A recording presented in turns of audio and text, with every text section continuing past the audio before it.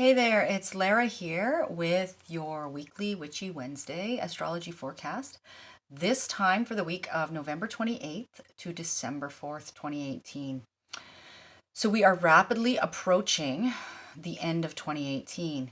And I think that, if we sort of take a look back, we can probably all agree that it's been a pretty intense year, right? Now, on the surface, that may seem like a bad thing. And granted, there have been a lot of uncomfortable moments this year. A lot of ugly stuff has been dredged up, right? There's been a lot of Scorpio energy that's gone on um, that really has asked us to dig deep and look at some places that we may have not wanted to look. But ultimately, for the purpose of healing and transformation. And so, if we look at it on that level, I think that it's been a really valuable year, 2018. We have these things needed to happen, right? Um, for our own growth and evolution, personally and collectively. And my heart goes out to you if it's been a really shitty year. I know that's been the case. There's been some pretty major life events happened for a lot of people, and that's really, really difficult. And I am by no means trying to make light of that here. What I'm saying is that if we try to approach our difficulties, with the attitude of what has this experience ultimately taught me, and how can I use that to empower myself and heal myself, and then also help others, then I think that that's in our best interest ultimately, right? And so I think in many ways that's what 2018 has been about. So last year, I don't know if it was right at the end of 2017 or right at the beginning of 2018, but I talked about all of the Capricorn influence that was going to be happening, focused on kind of thing, over 2018. And I think it's a good time to kind of revisit that, because there's a few reasons for that, to kind of reflect on what's transpired for us over 2018. Um, and also because it's not over yet, right? We have um, some significant astrology building here towards 2020, and it's all happening in Capricorn. Um, well, lots of it is. I won't say all, but lots of it. Capricorn's a big focus. And collectively, the nodes of the moon have shifted signs from Leo Aquarius to Cancer Capricorn. And that's significant. I'm going to speak to all of this in more detail in this video. That's what I'm going to spend the majority of the video talking about. And I'm going to draw your attention to where Capricorn sits in your personal chart, according to rising sign, at the end of the video, so that you can reflect on this area of life and maybe have some, you know, maybe look at it from a different perspective, and see how you can help the the change that's happening in this area of life, you know, to happen more willingly, more smoothly, more beneficially for yourself, right? And then also collectively for all of us as well. So we are in Mercury retrograde, and it's been a doozy for me in general for our family. I'm a Virgo rising. Mercury is the ruler of my chart. And this one has been particularly irksome, shall we say. So this is the third take of this video. Every time there's a Mercury retrograde, I have issues with the video cutting off, and I have to do multiple takes. And I'm trying to learn the lesson, and I'm trying to realize that, that's obviously on some level, because whatever I said the first two times wasn't exactly how the information wanted to come across. So trying to look on the positive side of things. But there's been travel issues, there's been scheduling issues, there's been communication issues, all of those typical things, vehicle issues. So I'm trying to be patient, but I'd be really curious to know how this Mercury retrograde is playing out for you. If you want to leave me a comment, that would be really, really great. And on that note, Mercury, like, I'll just touch on a few things here before I really get into the crux of it and talking about, what I introduced at the beginning of the video in terms of the Capricorn piece, the nodal shift and moving towards 2020. But so we recently had the Sun and Jupiter meet up in the sign of Sagittarius, a conjunction happening there, which is traditionally known as a lucky aspect. That's kind of what, you'll hear people say. It's kind of like astrologically, it's a lucky day, right? That happened specifically on the 26th. But again, we always feel these energies, on either side of the actual event, right? And Mercury also was involved with this conjunction, and Mercury's retrograde. And so what I want to say to you about this is that although the Sun and Jupiter conjuncting each other is traditionally known as lucky or beneficial in some way, whatever transpired around the 26th, we're still right close to there, so it could even be around now, or slightly before, may not have felt particularly fortunate or lucky or easy. It may have been kind of shrouded in some confusion, some misunderstanding, some not being able to see clearly. But I have this feeling that when Mercury goes direct, December 6th, and then, moving forward, that we may get some clarity, and we may, in retrospect, look back and go, oh, actually, that was a good thing, or that did help me in this way, but I just didn't see it as fortunate at the time, right? So I just wanted to mention that to you. So with Mercury retrograding, it's going to tip back into Scorpio on Saturday for a little bit. It'll stay there. It's going to move back into Sag on the 12th when it's moving forward. So it will be in Scorpio for a little bit, right? And I mentioned this, I think, in the last video, just that when Mercury's in Scorpio, our communications and our thinking tend to be a little bit more probing and intense. So, you'll probably sense that shift. But again, it's only there the first part of December, and so things should lighten up a little bit more for us again as the holidays get closer. And then Venus is also entering Scorpio on Saturday, and it will stay there until January 7th. And so that also brings a more intense, perhaps passionate depth to our relationships, right? Our one-to-one relationships, and also to our relationship to the material world as well, including money.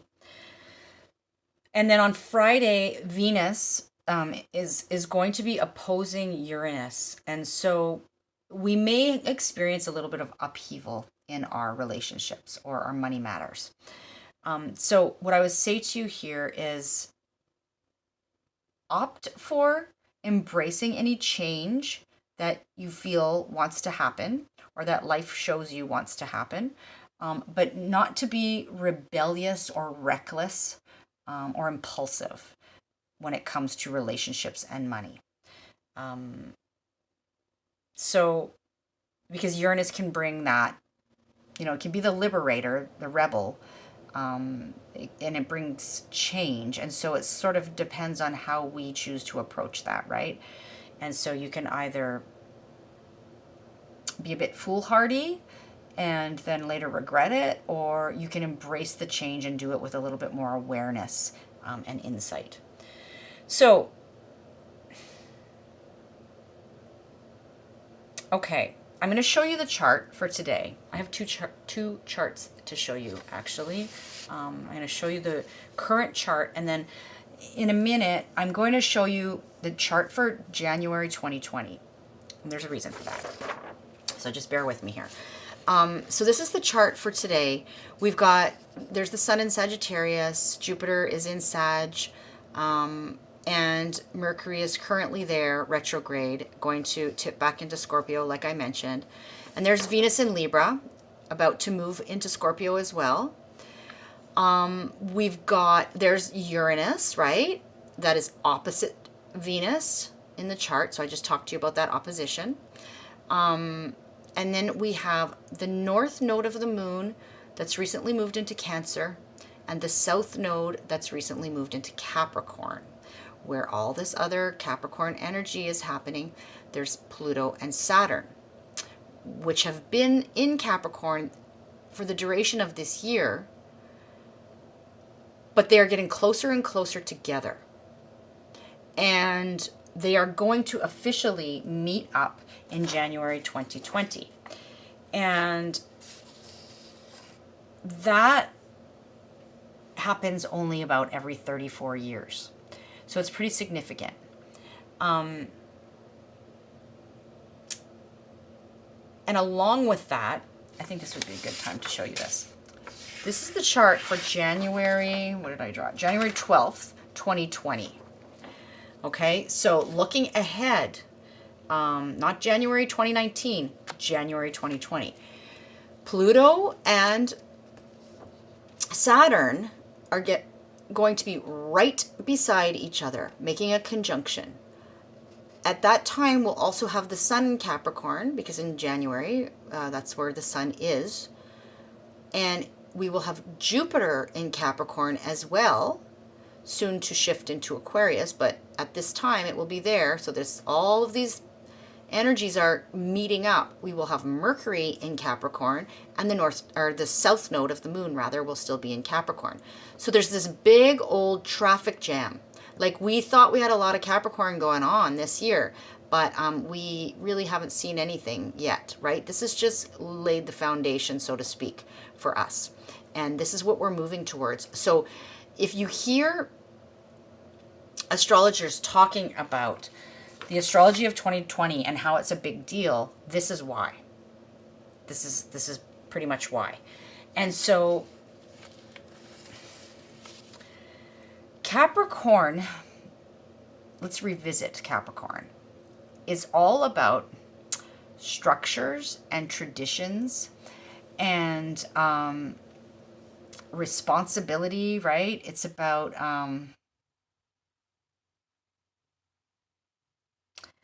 kind of the tried and true. It's about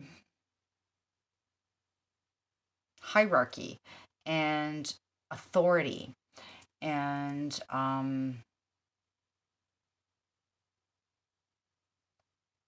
it's about our ambitions and mastery over things. It's a very kind of stable, rigid earth sign, although it is a cardinal sign, not a fixed sign, right? And cardinal energy is that energy of initiation and drive and beginning things. So Capricorn rules our structures and our traditions, and our institutions, and like our government, our banking systems, our educational systems, institutions. It's a sign of the patriarchy. And I don't want you to take this as I'm down with Capricorn. Not at all. We need Capricorn. We need Capricorn. We need that stability. We need that level-headedness. We need that tried and true, um, in it for the long haul approach, and the ability to, to have a strong foundation from which to move forward. Um, but as you've heard me mention many times before, and if you've ever had a personal reading with me, you'll hear me talk about sort of the higher vibrational um, qualities and the lower vibrational qualities of each sign. Each sign has this, right? Not just Capricorn. And so when we're looking at Capricorn, on sort of the lower vibrational end, it can be a little bit too sort of rigid, too unwilling to try a different approach, um, too authoritarian, too rule bound, um, too concerned with ambition. Um,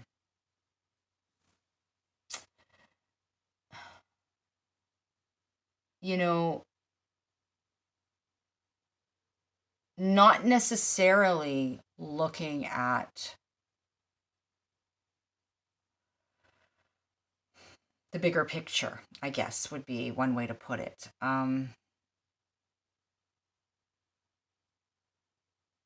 So, with all this energy happening in Capricorn, right? And Pluto, the planet that brings about transformation, the planet that breaks things down, that wants to dissolve things and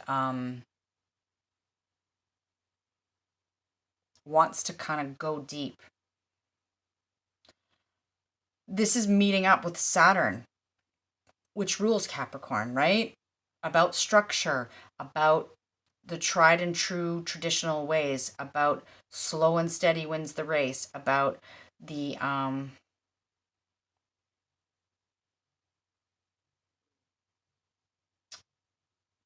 time, you know, Saturn is Chronos, right? Father time kind of thing. So about history, like the way that it's always been done, and has this sort of like the strict teacher approach. And so Pluto's wants Pluto's coming in here and saying we need to we this is not working. The old ways they need an overhaul. Basically, to put it very simply, the old ways need an overhaul, and we have to start approaching things in a different way. We have to find a new way, and we have to build new foundations from which to grow our future and a more sustainable future. So lots of intensity building in this area of the chart towards 2020, when there will be some pivotal moments, right? And resisting the changes to these traditional ways of doing things is not in our best interest, whether that be collectively or individually in our own lives. Some people will have an easier time embracing the change that wants to happen, dealing with the dissolution of these structures and these institutions.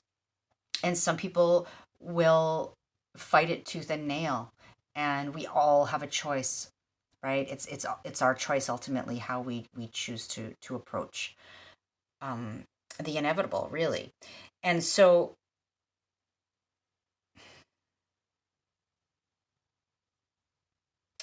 the North Node in Cancer collectively for us wants us to evolve towards a more nurturing approach. Cancer at its highest vibration, right?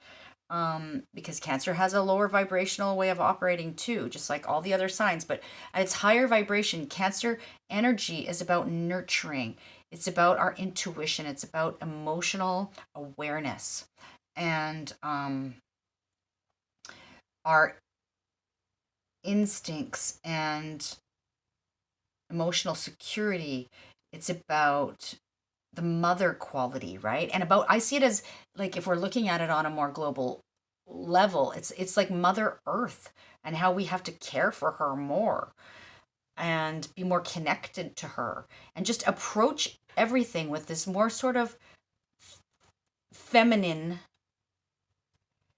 energy rather than the traditional patriarchal, very masculine way of doing things and setting things up, right? There needs to be more balance. You've heard me say that before. This year and moving forward to 2020 is about bringing that balance between the masculine and the feminine back. Oh, I have a visitor. Hi, Jack. He may jump up on my lap here, so I might want to help with the reading. Anyway, so let's take a look at each sign and revisit where Capricorn sits for each rising sign. This is specifically rising sign. You can, of course, listen to your sun sign and your moon sign as well, which will give you added layers of information and may resonate with you as well. But looking at the rising sign will probably be a little clearer to you in terms of how this is happening in your practical day-to-day life, right? And so the area where Capricorn sits in your chart will be this area where things have been, as I mentioned, probably, maybe a little bit difficult. Lots of hard work has been, having to be done in this area. Some obstacles maybe have been, thrown in your path that you've had to work around. Maybe taking less traditional approaches have helped you, kind of work through those obstacles. But whatever area of life this is for you is really where the structures and the foundations are changing and transforming. And so the best advice I can give you is go with it, embrace it. Realize that it's all happening for good reason. And ultimately, look to the opposite house in your chart. So the Cancer house in your chart, right? For the medicine, like what you can be embracing more, how you can bring more balance into that area of life that Capricorn sits for you. I don't have time in this video to really address thoroughly that axis of Cancer Capricorn in each specific person's chart. But if you get a personal reading with me, I'm happy to do that for you. And so that you can have more insight into how this will be playing out over the next year and into 2020, right? But in this, for the remainder of this video, I'm going to address each sign. I'm going to talk to you about where Capricorn sits for you. I'm going to remind you of that. I did that earlier in the year, but it's a good time, as I said, to review and to reflect and to regroup here, right? And prepare ourselves for moving into the new year. Okay, so let's begin. Jack's decided to go sit in the window instead of jump on my lap, so for now anyway. Let's begin with Aries. So, excuse me. And of course the heat just kicked on here too. But Aries, Capricorn sits in the 10th house for you. And so this is your house of your worldly ambitions, of your public persona, of who you are on the world stage, of your career, and of your relationship to authority, and perhaps, your relationship to the father or to the patriarchy in general. And so Aries, for you, this, and there's Lebowski too. He's here too. So let's see what's going to happen. But anyway, so Aries, for you, there's probably been a lot of difficulty in some ways in this life area for you over the last year. At very least, a sense of hard work and really trying to, juggle a lot of things in this area of life, or obstacles being met, and some changes and transformation that are, have either begun or you're feeling like need to happen, kind of thing. And don't resist this. This is happening because it needs to happen for you right now, Aries. And so, look to the opposite side of the chart. And for you, that's Cancer in the fourth house. Look to that energy to help you balance whatever's going on in the fifth house for you. And again, if you want to get into more detail about that, I can do a reading for you, or you can kind of research that yourself as well. All right, Taurus. Capricorn sits in the ninth house for you. So for you, there's probably been a lot going on in terms of things like higher education. So, college, university, graduate programs, learning that you do beyond kind of the basics. Also learning that you do through travel and connection to other cultures. And this also has to do with your worldview, how you see the world, your philosophy and your belief, even your, political worldview, your religious worldview, those kinds of things. So lots is wanting to transform in that area for you, Taurus. And if those structures and foundations haven't already started to shift and transform, then you probably feel that, that's going to happen, moving forward. And that's okay. That's what's supposed to happen right now for you. And so look to the medicine of the third house, which is the house of Gemini, for how to balance that and how to, how to embrace the changes and the transformation that want to happen in the Capricorn area of your chart. Okay, moving on now to Gemini. Gemini, this Capricorn sits in the eighth house for you. And that has to do with your shared resources. So, any kind of resources that you share with another. And practically this has to do with your mortgage, your taxes, loans, insurance payments, wills, those kinds of things. The eighth house also governs our intimate connections, right? And how we share money can kind of be intimate for sure, but this can be intimate, physical relationships as well, but and intimate psychological bonds that we have. It can also have to do with our deep psyche and things that are sort of buried there, or secrets. And it can have to do with power dynamics as well.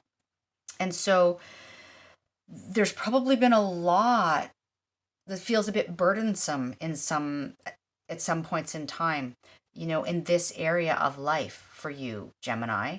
And those very sort of traditional ways of approaching that area of life and those very structures are dissolving. And, that's what wants to happen right now.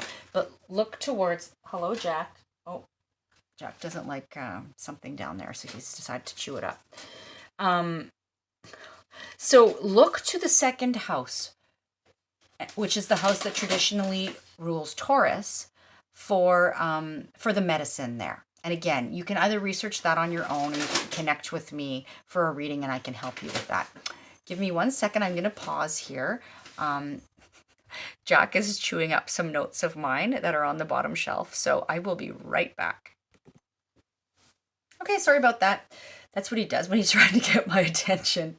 So, okay, so that was Gemini, and I'm moving on to Cancer now. So Cancer, Capricorn sits in the 7th house for you, which is the house of one-to-one relationships, close personal relationships with marriage partners, long-term, life partners, business partnerships, anybody you have close personal relationship with, including potentially any rivals that you have, right?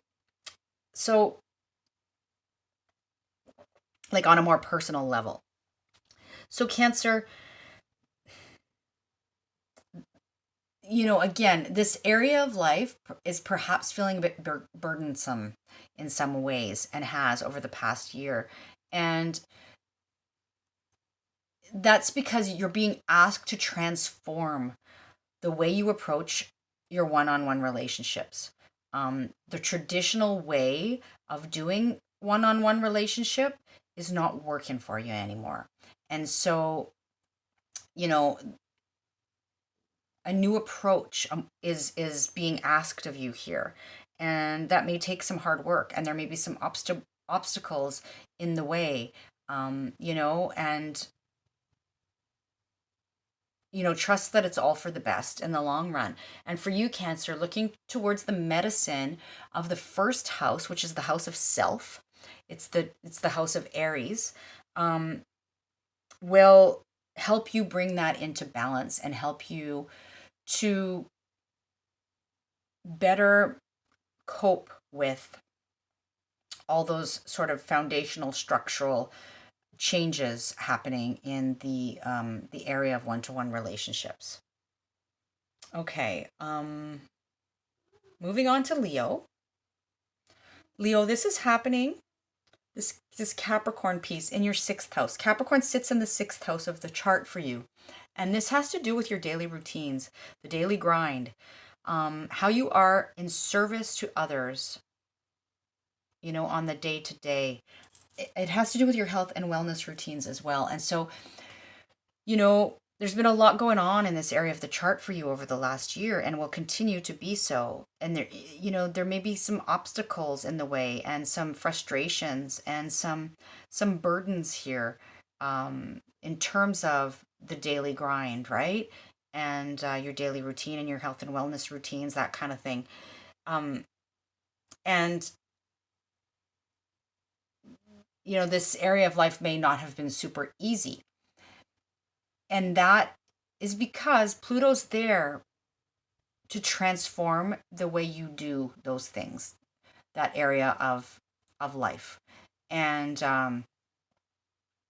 it's asking for a change, and that may not be super comfortable, but it will be ultimately for the best. And so you are being encouraged to look to the 12th house, which is the house of your relationship to spirit, to spirituality, to the unseen, to your subconscious.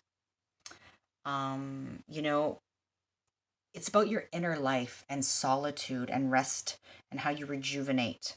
It can also be about your self-undoing or how you self-sabotage. So you're being asked to look to that area of life to bring those things back into balance, right? Your daily grind kind of thing. For the medicine to better be able to kind of cope with what's going on in the 6th house for you. So I hope that makes sense, Leo. Please, if you have any questions, right, reach out, folks. Like, leave a comment, reach out to me via email, Instagram, Facebook. All those links are below, and I'm happy to guide you there as best I can. Okay, so moving on to Virgo. Virgo, Capricorn sits in the 5th house for you. I'm a Virgo rising, so this is what's going on for me. So over the last year, there's been a lot of hard work required in the area of life that has to do with children. Anything, your children that you work with parenting in general, um, perhaps having children, wanting to have children could fall in this area as well. But also your creativity, creative self expression, and like just life's pleasures, how you have fun in life, right? And so, um, you know, again, there may be a lot of hard work required, a lot going on in this area of life, a lot of attention being asked of you in that area, maybe some obstacles and some difficulties, and sort of the traditional approach is not necessarily working for you anymore. And so you're being asked to, let Pluto come in there and transform things for you. And in order to bring that into balance, to look towards the 11th house, which is the house of friendships and your future vision, um, and organizations, that kind of thing, for the medicine to help you through these changes and transformations. So Virgo, that's for you. And Libra, moving on to you now. This is happening in your fourth house. So Capricorn sits in the fourth house for you. And so all of these, you know, difficulties, like this way of viewing and approaching, and being in terms of home, family, your roots, your ancestry, your emotional security, relationship to mother figures. This has been there's been some trials here, for you, Libra. And so, and maybe some hard work.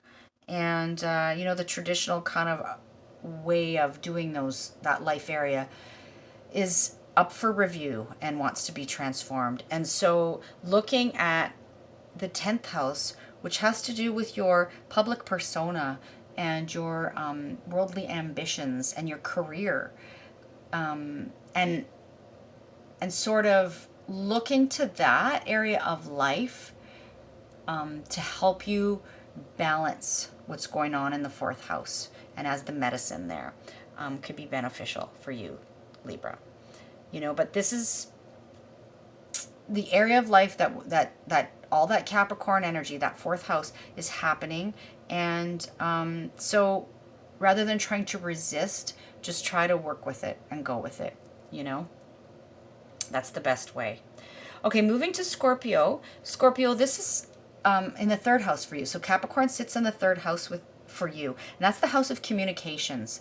And so like our thinking, and all things communications, the way we communicate, right? Our style of communication, the tools of communication. It's those daily communications we have.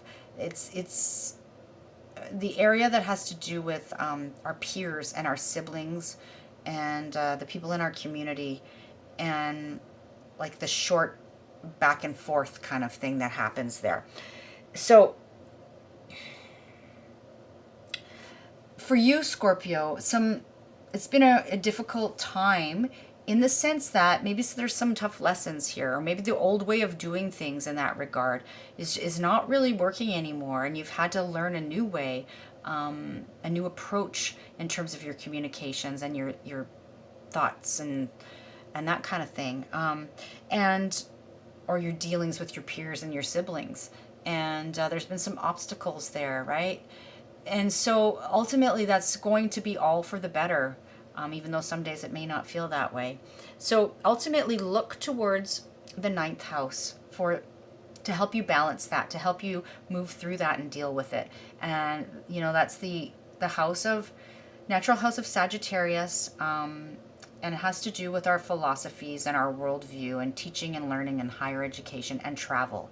So all of those things could help you with those third house communication difficulties and obstacles.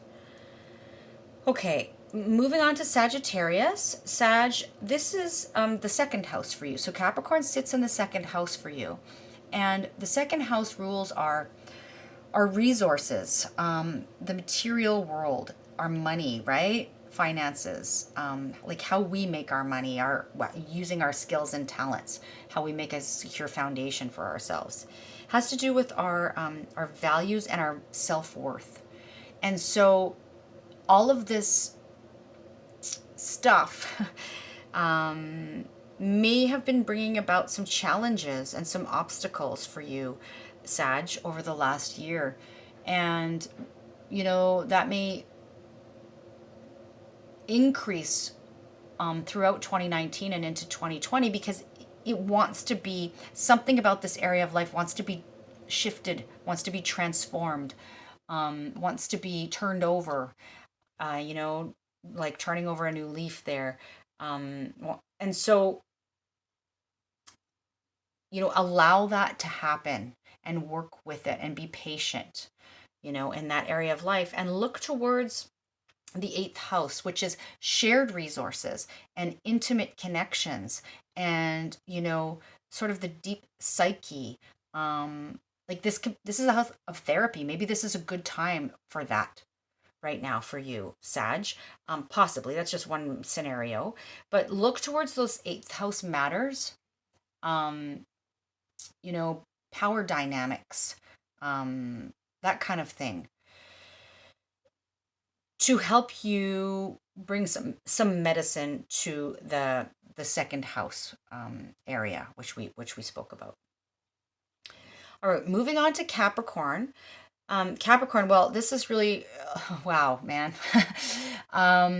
Right? You've been feeling the intensity, no doubt, that's going on for you, particularly Capricorn rising, but anybody with a lot of Capricorn in their chart. This is the house of self. And so your whole self is up for, like, it's been experiencing some obstacles, some some difficulties, some, like, the traditional way that you see yourself, that you approach the world. This can even have to do with your physical appearance. But this is like up for some transformation here, and how you kind of come at the world and how the world perceives you. And so, it can be difficult in some ways for Capricorns to kind of part with tradition, but that's what's being asked of you right now. And so, Cap, you're being asked to kind of look towards, the opposite of the first house is the seventh house for the medicine, to the other, to how you relate to others, right? Your relationship, your one-on-one relationships, how you relate to the other. For the medicine, as to how to cope with those first house sort of struggles, or that the transformation, the hard work, the obstacles, that kind of thing that are going on for you over the next while. Okay, moving on to Aquarius. So Aquarius, Capricorn sits in the 12th house for you, which is the house of, the spiritual world, the unseen, the multi-sensory, as Gary Zukov puts it, right? This isn't about what we experience with our five senses. It's about beyond the five senses. It's about how we also, the 12th house rules, like how we can potentially self-sabotage, right? Like addictions and that kind of thing. It has to do with our inner life, our subconscious, how we rest and rejuvenate and spend time in solitude.